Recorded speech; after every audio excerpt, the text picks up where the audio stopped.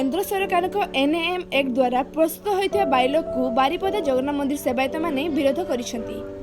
आज 16 फेब्रुआरी 2021 तारीख सकाल 10 घटिका समय द्वितीय श्रीक्षेत्र बारिपदा जगन्नाथ मंदिर में सेवायत मैंने कीर्तन माध्यम निजर विक्षोभ प्रदर्शन करने सह केंद्र सरकार द्वारा प्रस्तुत बाइलॉग को पुनर्विचार करने अनुरोध कर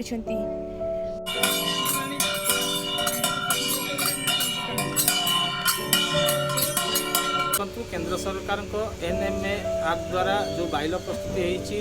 भुवनेश्वर अनंत वासुदेव एवं ब्रह्मेश्वर मंदिर को लेकिन जो बाइलॉग चिठा प्रस्तुत होती से आप लिंगराज मंदिर से आईन परिसर भर पलि आसफल कि लिंगराज मंदिर राज्य सरकार विलंब जो स्वागतयोग्य पदक्षेप नहीं मंदिर उन्नति कार्य कर बर्तमान बाधाप्राप्त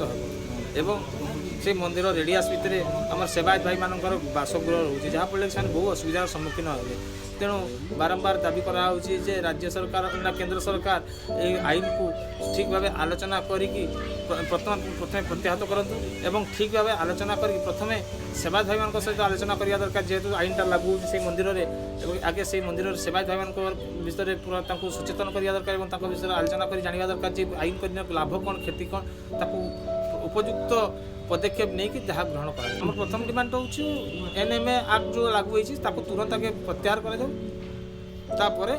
जहाँ भी स्टेप नि सब आलोचना माध्यम करके स्टेप नि मयूरभंज बारिपदारू दीप पाणिग्राही रिपोर्ट ऑडिंग न्यूज।